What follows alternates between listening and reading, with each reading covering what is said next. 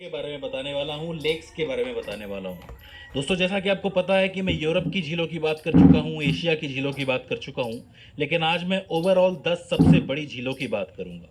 दोस्तों, कोई भी लेक या झील जो होती है, वो नदी की तरह चलती नहीं है, बल्कि एक ही जगह पर रहती है। उसमें पानी इकट्ठा हो जाता है। अब ये पानी अक्सर आपको या तो बारिश से आता हुआ नज़र आएगा, मानसून से, या फिर अगर ये ऊंचाई पर है तो किसी ग्लेशियर से पिघल के आ जाता है पानी, या फिर ऐसा भी होता है कि कोई नदी आती है, वो इस झील में पानी डाल देती है। तो 3 तरीके से पानी आता है एक झील के अंदर।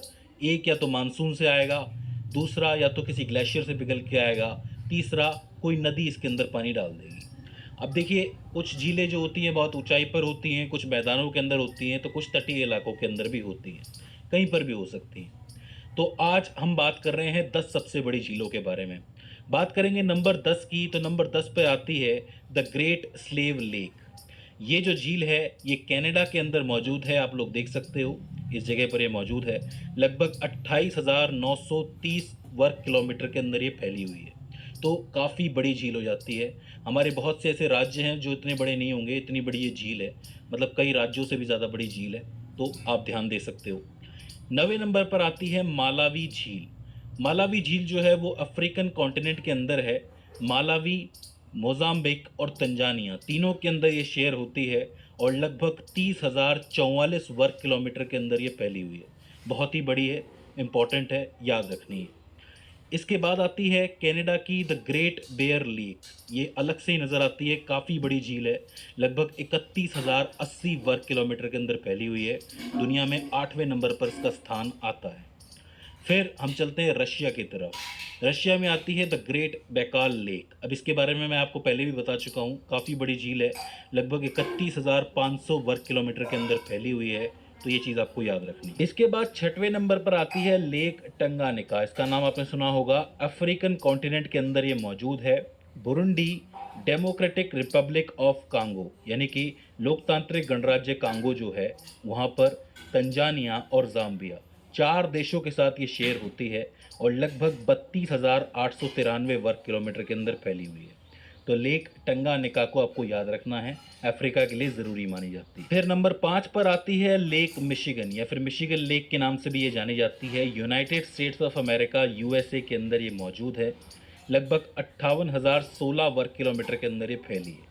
तो काफ़ी बड़ी हो जाती है। पहली जो थी 32,000 पे थी, अब डायरेक्ट 58,000 पे आ गई। तो आप सोच सकते हो इसका साइज़ ऑलमोस्ट डबल हो जाता है।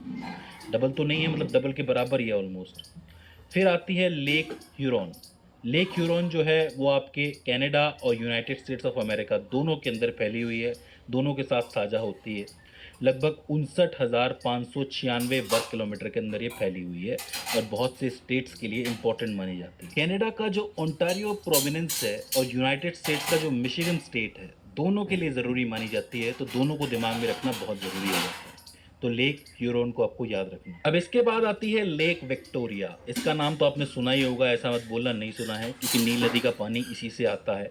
लेक विक्टोरिया अफ्रीकन कॉन्टिनेंट में मौजूद है, और ये केन्या, तंजानिया और युगांडा के अंदर फैली हुई है। लगभग 69,485 वर्ग किलोमीटर में फैली हुई है, यानी कि 69,485 स्क्वायर किलोमीटर। तो इसे स्पेशली याद रखना, क्योंकि नील नदी से जुड़ी है। फिर आती है लेक सुपीरियर। नाम से पता चल गया होगा, सुपीरियर यानी बहुत बड़ी है। ये भी आपके कनाडा और यूएसए के अंदर फैली हुई है। लगभग 82,414 वर्ग किलोमीटर में फैली है। इसकी खास बात यह है कि ये भी कनाडा के ओंटारियो प्रोविनेंस से जाके लगती है। इसका मतलब ओंटारियो प्रोविनेंस से 2 इंपॉर्टेंट लेक्स लगती हैं, एक तो लेक सुपीरियर और एक लेक ह्यूरॉन। आखिर में नंबर 1 पर आपने गैस कर ही लिया होगा, वो आता है कैस्पियन सागर या फिर कैस्पियन सी। ये भी एक झील है, आपको पता है। लगभग 5 देशों से घिरी हुई है ये। अज़रबैजान, ईरान, कज़ाकिस्तान, रशिया और तुर्कमेनिस्तान। इसका जो टोटल एरिया है वो लगभग 3,71,000 वर्ग किलोमीटर में फैला हुआ है। ये इतनी बड़ी झील है जितने बड़े तो कुछ देश भी नहीं हैं, मतलब देशों के एरिया से भी ज़्यादा बड़ी झील है ये। और इसीलिए इसको कभी कभी छोटा सागर भी कह दिया जाता है। हालांकि ये लैंड लॉक है। अगर इस झील के बारे में आपको स्पेशली जानना है, इस पे होने वाली पॉलिटिक्स, सबको मतलब ज्योग्राफी के बारे में भी जानना है, उसके लिए आप ये वीडियो ज़रूर देखिएगा। इसका लिंक आपको डिस्क्रिप्शन में मिल जाएगा।